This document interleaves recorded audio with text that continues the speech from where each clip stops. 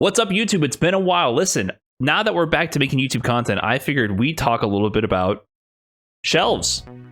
You see that shelf back here? Do you like that shelf? How would you describe this shelf to me? I can ask the Twitch chat. How would you describe this shelf? Blurry? Say you wanted to build a similar shelf for yourself. What information would you need? There is some wood there. There's some metal. It's kind of shaped yay high and yay wide.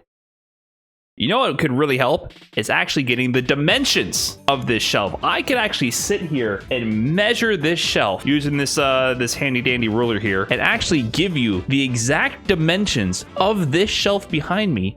And you could either purchase or recreate this shelf yourself to a very high degree of precision. I can give you measurements in a numerical format that can help describe the physical properties of this shelf. But you know what? Back in the day, people used to not use measurements like that. They used to just build shelves by feel.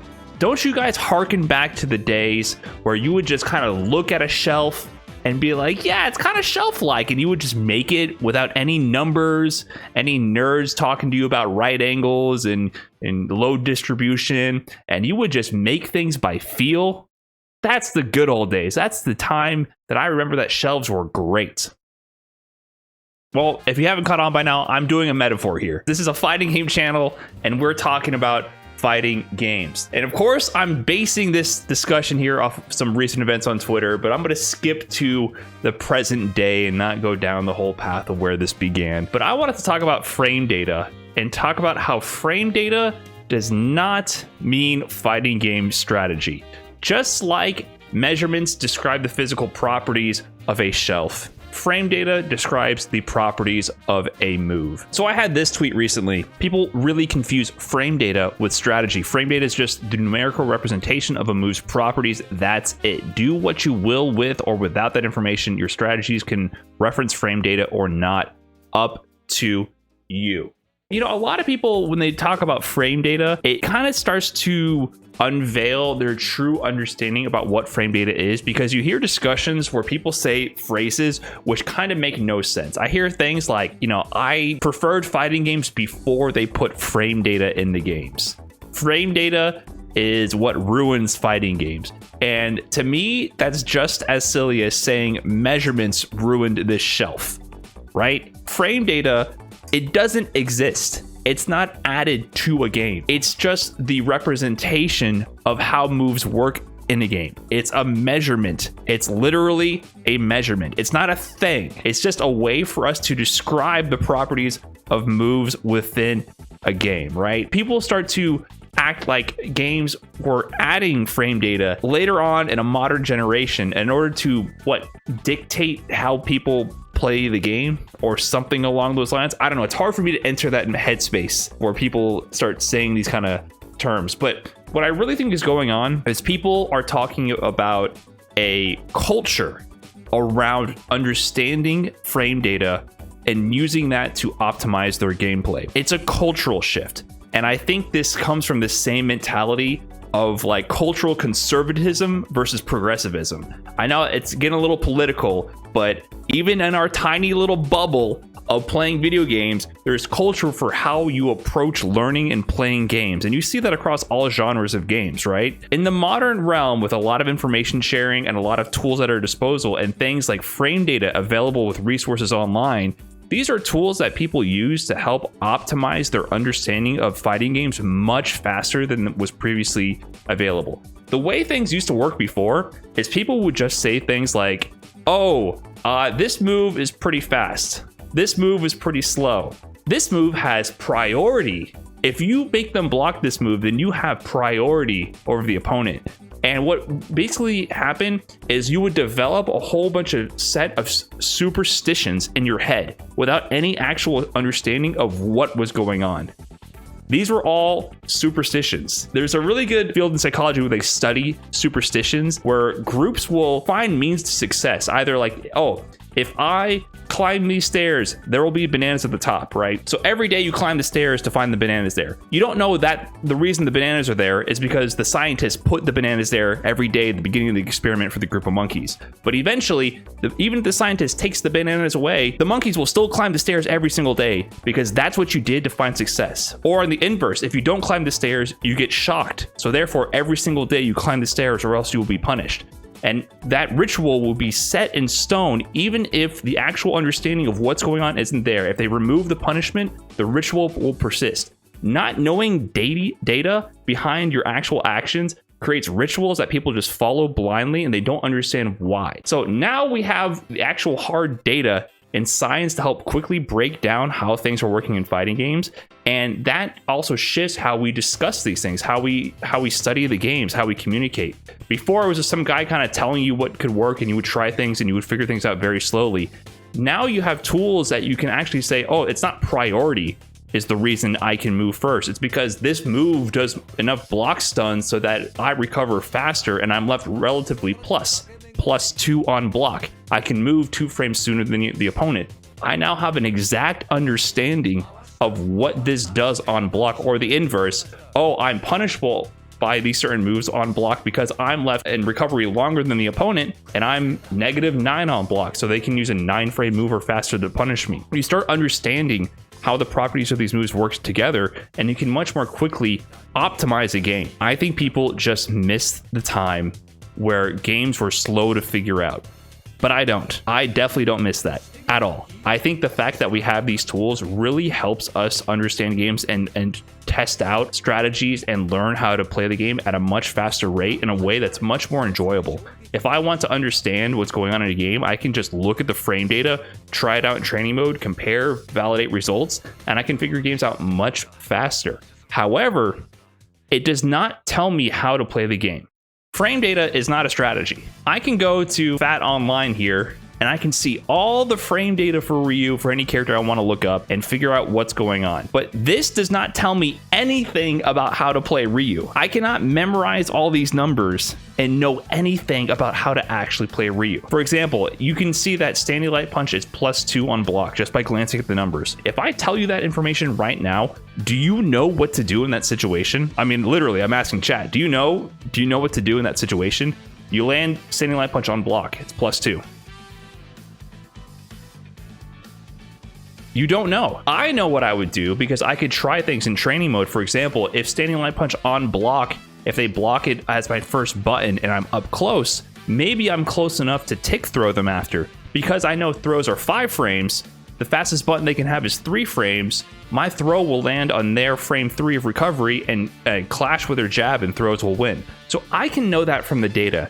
Yes, but why do I know all that from the data? It's not because I just read the numbers, it's because I played the game enough to understand the properties of the game, to have enough experience to understand that lights can set up tick throw situations, to know when throws can beat other moves, and to know how the lights are often reliable tools for setting up tick throws. But this doesn't even tell me if I'm in fact left in throw range or not. This doesn't tell me anything about the spacing, anything about the hitbox, anything about when it's good to use.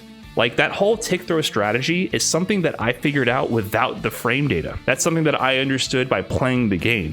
I can validate it and see exactly what it beats. For example, if this was only +1, I could say, oh, this tick throw is working, but if they have a 3 frame, they could interrupt me. That's what the frame data can validate for me. It can tell me what are like the corner scenarios that this works and doesn't work versus, much more quickly than having to test every single scenario manually. But I only know about the strategy of tick throws because I played the game for hundreds of hours, and there's a whole history of tick throws in general at a fighting game culture, so that I knew about tick throws before I even knew about this frame data. Nothing in this frame data tells me how to play Ryu. It can just help validate certain techniques and strategies or punishes or things like that. Like, for example, if I block a move and I say, hey, did I miss the punish, or is that just safe at this range? I can glance at the frame data and then quickly get an understanding like, oh, it's actually very negative. Maybe I could try this punish and then I can try it out in training mode and figure it out. But it doesn't tell me that you can punish with X, Y, or Z at any range, right? Because there's also, like I mentioned before, all the hitbox, hurtbox interactions, the spacing, if it hits meaty or not, all these different factors that go into play that does not ever replace experience. You need to have experience to understand what's going on. It's just a tool to help speed up that process of validating your discoveries and your strategies. Frame data is not a strategy. It does not tell me what to do at any moment. However, I will give some credence to people who say that frame data might have impacted the way people play, because there are certain types of players, I feel like in the modern era, that play very rigid because they want everything to be very frame tight. They might look at these numbers and go, okay, because I know about these strategies of frame traps and tick throws, I want everything to be frame perfect that I do. I don't want to ever overextend and leave gaps where people can actually like jab out of my pressure or things like that. And I do think you see certain play styles with people where they're very by the numbers. So like on +2, I will tick throw. If I am +3, I'll do a frame trap, right? I will do airtight strings and never like mix up my offense with stagger pressure or any kind of fluid movement. It'll be very rigid. That does exist. I think there's a class of player that plays that way and they become very robotic in their play style. And I know that because I think that was me to an extent for a long time. I remember in 2017, we had a Balrog chat, all the Balrog mains back then. You know, I was still on the come up at that time. 2017 was a very good competitive year for me towards the end, but this was the beginning. And I remember PR Rog was in that chat. And I said a statement like, oh man, you really use your plus frames to condition your opponent to allow you to overextend on your pressure. And he was like, yeah, okay. And, you know, I'm there being the nerd, like pushing my glasses up like, oh, the frame data here says you're only +2, but you actually approach with a 9-frame move, leaving a 7-frame gap to allow them to counter your attack. You know what I'm saying? Like I was looking at it at such a by the numbers perspective that I was flabbergasted the gaps he was leaving in his pressure because people were scared of his offense. And he was like, yeah, so that's what you do. And then that sort of clicked with me a bit. And I was like, you know, you can scare people with your offensive pressure with the risk reward to allow you to take overextensions where, yeah, if they're mashing away, they'll hit you. But maybe they're scared to mash because you've conditioned them with tight strings, which allows you to overextend and do new things and to mix up your pressure. That seems so obvious, but to me at that time, I played like such a robot with my strings and everything that I was shocked at the things he was getting away with on offense, right? I was like, oh, you're getting away with fake pressure, which has gaps. But really, it was a strategy to condition people with strong pressure, which would allow him to then overextend because they're concerned about pressing buttons preemptively to challenge his strings, right? The frame data doesn't tell you that. I was playing based on the frame data. Frame data does not tell you how to condition people, does not teach you about risk reward, does not teach you about mental stack. It doesn't give you any strategy whatsoever. These numbers do not rule your life. They just help you demystify what's happening in the game. It's a great tool to speed up how you play, and it's a great tool to speed up how fast information is shared, how fast we can figure out games, and I think it offers a much deeper understanding of the game and makes me appreciate fighting games much more. Having the frame data available helps me understand interactions in a much more satisfying way, so I don't feel like I'm just mashing or like pressing buttons and hoping and praying. I really do enjoy having frame data in fighting games, and I hope future releases continue to include frame data in them. I thought it was wild when people were saying they don't want frame data in fighting games. I cannot fathom for the life of me why you would want more information hidden from you. If the numbers scare you, close your eyes. That's all I can say. I cannot agree at all with the sentiment that we should not have frame data in fighting games. It's something that is incredibly useful, helps us all improve. And if you don't understand frame data, that's fine. Don't use it. You do not need frame data to be good at a fighting game at all. It's an option there for those who want to utilize it. And, you know, just like units of measurement to measure a shelf, frame data is just there to measure your moves. Even if you don't look at the measurement, don't look at the frame data, it's still there. You don't have to understand it. You don't have to use it, but it will never go away. It's just how fighting games are. That said, I hope you enjoyed this discussion. I don't really know which way to go with this. I just want to talk about frame data and how I actually think frame data really adds a lot of understanding to fighting games, and it's a side of fighting games and a way to study fighting games that I really enjoy. If you enjoyed this video, be sure to like, comment, subscribe, all that stuff. We're trying to get back on the YouTube grind, and I'll see you guys in the next video. Peace.